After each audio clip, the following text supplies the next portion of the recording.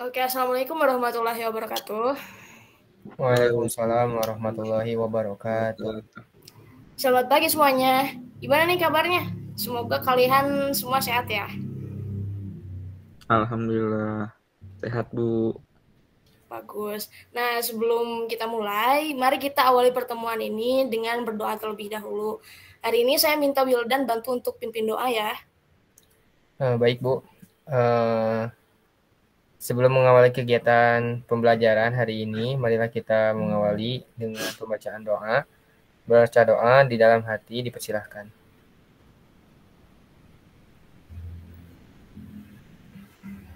Berdoa dicukupkan. Oke, terima kasih Wildan. Nah, jadi teman-teman hari ini kita akan belajar tentang sistem instalasi tata udara, di mana pada hari ini kita akan membahas 3 hal, yaitu yang pertama, bagaimana prinsip perpindahan kalor ini bekerja di sistem tata udara. Yang kedua, ada mengenal komponen-komponen utama seperti kompresor, kondenser, katup ekspansi, dan juga evaporator. Yang ketiga, yaitu mengenal jenis-jenis dari setiap komponen utama. Jadi kita belajar gimana AC itu bekerja ya Bu? Nah, betul Pak Dil. Nanti kalian juga akan tahu nih kenapa ruangan kalian itu bisa dingin dan nyaman. Kayak misalkan ruangan-ruangan di mall itu bisa dingin dan nyaman. Oke, sekarang saya share screen dulu ya. Baik Bu. Baik Bu. Oke, coba siapa di sini yang tahu apa itu kalor? Kalau misalkan kalian mendengar kata kalor, apa sih yang muncul di kepala kalian? Izin Bu. Ya, silakan. Sepengalaman saya itu kalor itu panas ya Bu? Nah, betul banget Wildan. Jadi kalor itu adalah energi panas yang bisa berpindah dari benda yang suhunya lebih tinggi ke benda yang suhunya lebih rendah. Misalnya kalau kita pegang segelas teh panas, tangan kita itu akan terasa hangat. Kenapa? Karena kalor dari teh itu berpindah ke tangan kita. Oke, kita akan mulai ke pembahasan yang pertama, yaitu di sini ada prinsip kalor termodinamika. Jadi, ada 3 hukum termodinamika yang berkaitan dengan kalor. Yaitu di hukum pertama, itu menjelaskan bahwa kalor adalah bentuk energi yang dapat ditransfer. Energi tidak dapat diciptakan atau dimusnahkan dan hanya dapat berubah bentuk. Jadi contohnya itu kayak energi listrik pada AC yang berubah menjadi energi pendinginan. Yang kedua, hukum termodinamika 2 yaitu kalor mengalir secara spontan dari benda yang lebih panas ke benda yang lebih dingin dan tidak pernah sebaliknya. Jadi tidak pernah si kalor itu mengalir dari suhu yang lebih rendah ke suhu yang lebih tinggi gitu. Yang selanjutnya yaitu ada hukum termodinamika 3 di mana entropi suatu sistem terisolasi itu selalu meningkat atau tetap konstan dalam keadaan reversibel. Selanjutnya yaitu ada perpindahan kalor. Nah, perpindahan kalor ini itu ada 3 jenis ya. Yang pertama ada konduksi, yang kedua ada konveksi, dan yang ketiga ada radiasi. Nah, di konduksi ini transfer kalor terjadi ketika melalui kontak langsung antara dua benda yang memiliki suhu yang berbeda. Misalkan kayak tadi memegang panci panas ataupun memegang gelas yang berisi teh panas gitu dan panasnya itu pindah ke tangan. Yang kedua ada konveksi. Konveksi ini terjadi ketika transfer kalor melalui pergerakan fluida atau karena adanya fluida seperti udara atau air yang membawa kalor dari satu tempat ke tempat lain. Dan yang ketiga ada transfer kalor melalui gelombang elektromagnetik atau biasa disebut radiasi. Contohnya itu seperti panas matahari yang menyinari bumi. Oke, selanjutnya ada jenis-jenis kalor. Kalor itu ada 2 jenis ya. Yang pertama itu ada kalor sensibel. Kalor sensibel ini adalah kalor yang menyebabkan perubahan suhu pada suatu zat tanpa mengubah keadaan fisik atau fase dari zat tersebut. Contohnya itu saat kita memanaskan air hingga mendidih, itu adanya kalor sensibel. Dan yang kedua yaitu kalor laten. Kalor laten ini adalah kalor yang menyebabkan perubahan keadaan fisik pada suatu zat tanpa mengubah suhunya. Contohnya ketika kita melelehkan es teh batu sehingga menjadi air.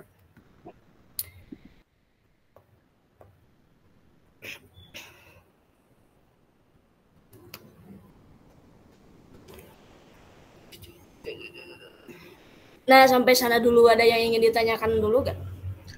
Saya Bu izin bertanya. Iya, silakan Mbak Dil.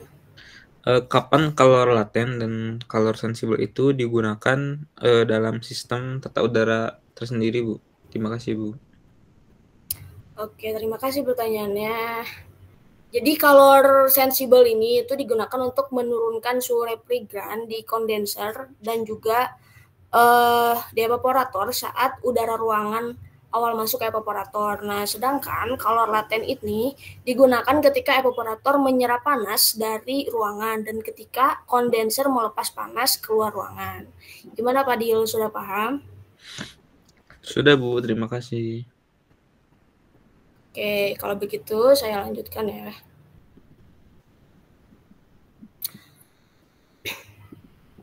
Oke, selanjutnya yaitu ada definisi sistem instalasi tata udara. Jadi, apa sih sistem instalasi tata udara ini? Jadi, tata udara ini adalah atau biasa disebut dengan HVAC, yaitu heating, ventilation, and air conditioning. Itu adalah suatu sistem yang dirancang untuk mengatur suhu, kelembaban, dan juga kualitas udara di dalam suatu ruangan. Gitu. Nah, kenapa sih tata udara ini penting? Karena sesuai dengan fungsinya, yaitu untuk menjaga kenyamanan dan juga kesehatan para penghuni ruangan, serta meningkatkan efisiensi energi. Oke, selanjutnya di sini ada prinsip kerja komponen utama. Jadi, komponen utama dalam sistem tata udara ini ada 4. Yang pertama ada kompresor, yang kedua ada kondenser, ketiga ada katup ekspansi, dan yang terakhir ada evaporator. Kompresor ini berfungsi untuk meningkatkan tekanan si refrigeran dan mengubah fase refrigeran dari cair ke gas. Dan kondenser ini berfungsi untuk membuang kalor dari refrigeran ke udara luar sehingga mengubahnya kembali menjadi fase cair. Dan katup ekspansi ini itu berfungsi untuk mengurangi tekanan dan suhu refrigeran sebelum memasuki evaporator. Dan yang terakhir yaitu ada komponen evaporator yang mana berfungsi untuk menyerap kalor dari udara dalam ruangan sehingga akan mendinginkan ruangan. Nah, kompresor ini juga itu bisa disebut sebagai jantung dari sistem tata udara karena seperti fungsinya tadi yaitu untuk meningkatkan tekanan pada refrigeran.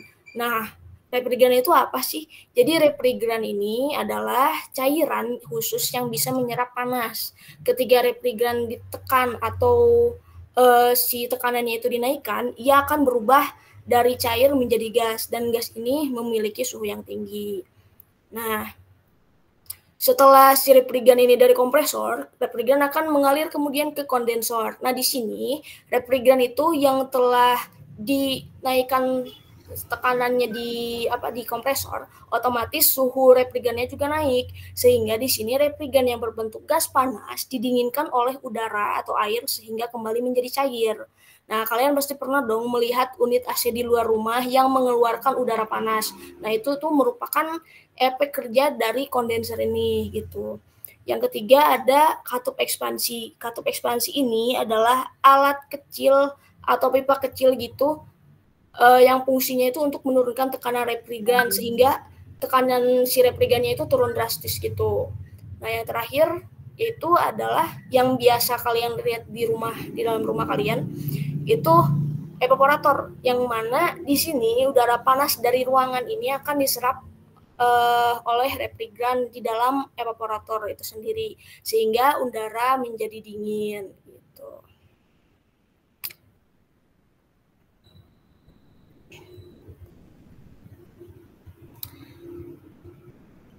Oke, sekarang saya mau tanya, evaporator ini kan tempat di mana udara ruangan itu diserap panasnya ya. Jadi si udara di sekitar evaporator ini bisa terasa dingin. Nah, menurut kalian, kenapa evaporator ini sering disebut sebagai alat penukar panas? Izin, Bu.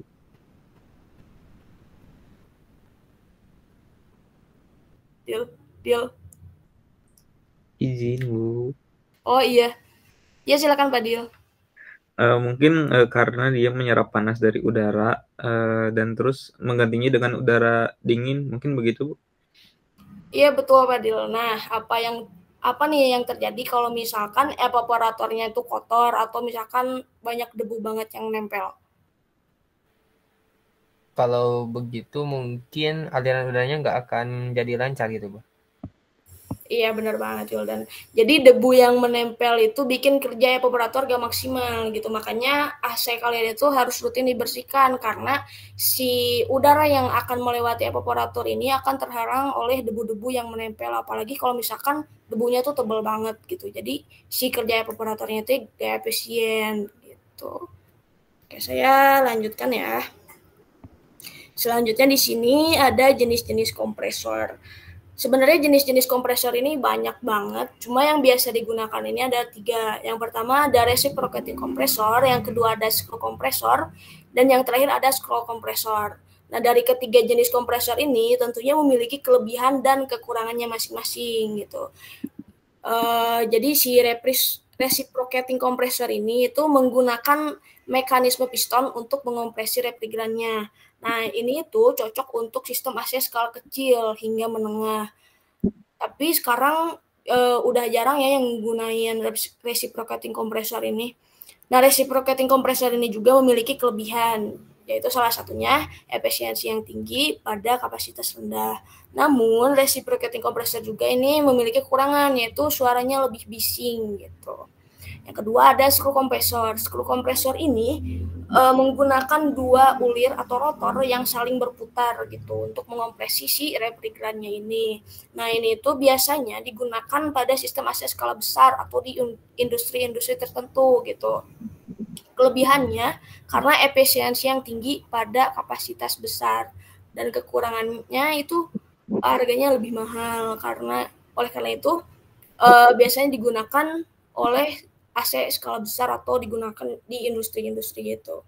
Dan yang terakhir ada scroll kompresor. Scroll kompresor ini menggunakan 2 spiral, yang satu bergerak dan satu diam untuk mengompresi si refrigerannya ini, dan digunakan pada AC komersial atau misalkan AC split yang ada di rumah-rumah kalian gitu. Nah, kelebihannya ini adalah efisiensi yang tinggi, suara halus, dan juga tahan lama. Sedangkan kekurangannya ini adalah harga yang lebih mahal dibanding dengan yang lainnya. Selanjutnya itu ada jenis-jenis kondenser, yaitu ada 3. Yang pertama air cooled condenser, yang kedua ada water cooled condenser, dan yang terakhir ada evaporative condenser. Jadi air cooled condenser ini menggunakan aliran udara untuk mendinginkan refrigeran. Nah, umumnya digunakan untuk sistem AC split atau portable. Keunggulannya adalah perawatan yang lebih mudah, namun efisiensinya itu bisa dipengaruhi oleh suhu lingkungan. Dan jenis kondenser yang kedua yaitu ada water cooled condenser, di mana kondenser ini itu menggunakan air ya sebagai media pendinginnya untuk menyerap panas dari refrigeran. Nah, biasanya digunakan pada sistem AC yang berkapasitas besar gitu seperti chiller. Kondenser ini juga membutuhkan air dalam jumlah besar dan sistem sirkulasi, seperti contohnya menara pendingin atau cooling tower. Dan yang terakhir yaitu evaporative condenser, di mana ini itu mengkombinasikan antara pendinginan udara dan air, di mana udara itu mengalir melintasi refrigeran yang disemprotkan air. Efisiensinya ini lebih tinggi dibandingkan dengan kondenser udara. Namun, penggunaannya lebih spesifik, terutama pada sistem industri atau kapasitas besar. Selanjutnya, ada jenis-jenis alat ekspansi. Sama juga ya, jenis-jenis alat ekspansi itu ada 3. Yang pertama ada thermostatic expansion pump atau TXP, yang mana itu digunakan untuk mengatur aliran refrigeran berdasarkan suhu di evaporator, sehingga akan memastikan efisiensi pendinginan yang optimal, sehingga akan menjaga tekanan yang sesuai. Yang kedua ada electronic expansion valve atau EEV, yang dimana ini tuh menggunakan tabung kapiler kecil untuk mengontrol aliran refrigeran sederhana dan tidak memerlukan pengaturan. Dan yang terakhir yaitu ada automatic expansion valve, yaitu mengatur tekanan evaporator dengan menjaga aliran refrigeran konstan meskipun beban pendinginannya berubah. Dan komponen yang terakhir yaitu ada evaporator. Yang pertama ada pine tube evaporator. Nah, jenis ini tuh paling umum digunakan karena paling efisien dalam menyerap panas. Yang kedua ada plate evaporator, yang mana ini memiliki luas permukaan yang besar sehingga cocok untuk AC yang berkapasitas tinggi. Dan yang terakhir ada coil evaporator, yang mana evaporator ini merupakan evaporator yang paling tahan lama dan efektif sehingga cocok untuk berbagai aplikasi. Nah, jadi itu tadi ya berbagai jenis dari setiap komponen utama yang ada di sistem tata udara. Sampai sana ada yang mau bertanya nggak? Saya mau bertanya, Bu. Iya, silakan Wildan. Ya, terima kasih. Izin bertanya terkait kompresor. Nah, kalau kompresor itu jenisnya berpengaruh nggak, Bu, ke konsumsi listrik? Iya, bagus pertanyaannya Wildan. Jadi jawabannya tuh iya, jenis kompresor itu berpengaruh ke konsumsi listrik. Misalnya kompresor scroll ini biasanya lebih efisien dan lebih halus gitu dibandingkan dengan reciprocating kompresor karena gerakannya yang lebih halus, jadi nggak butuh energi sebanyak itu loh. Makanya sekarang AC modern yang biasa digunakan di rumah-rumah kita itu lebih sering pakai scroll gitu. Bu, Iya Pak Dil. kalau kondenser air cooler itu bisa dipasang di rumah nggak, Bu? Bisa aja Pak Dil, tapi biasanya nggak terlalu praktis untuk di rumah. Nah, kondenser air cool ini biasanya butuh air terus-menerus, jadi lebih sering dipakai di gedung besar atau industri. Nah, di rumah biasanya kita lebih sering pakai kondenser air cool biasa aja, yang cuma butuh udara sebagai pendinginnya. Ada lagi gak yang mau ditanyakan? Atau semuanya udah paham? Sudah cukup mungkin, Bu. Sudah paham. Oke, alhamdulillah ya kalau kalian sudah paham. Saya kasih tugas aja ya untuk minggu depan. Jadi untuk tugasnya, saya pengen kalian cari tahu tentang cara kerja dari masing-masing jenis komponen yang tadi kita bahas. Tadi kan ada berbagai macam jenis tuh. Nah, kalian cari tahu cara kerjanya itu memiliki perbedaan atau enggak gitu. Nanti kita bahas di pertemuan berikutnya ya. Baik, Bu. Kalau begitu, kita akhiri kelas ini. Tetap semangat ya belajarnya dan jaga kesehatan. Jangan lupa makan, jangan tidurnya jangan terlalu malam juga. Sampai bertemu minggu depan. Wassalamualaikum warahmatullahi wabarakatuh. Waalaikumsalam. Waalaikumsalam warahmatullahi wabarakatuh.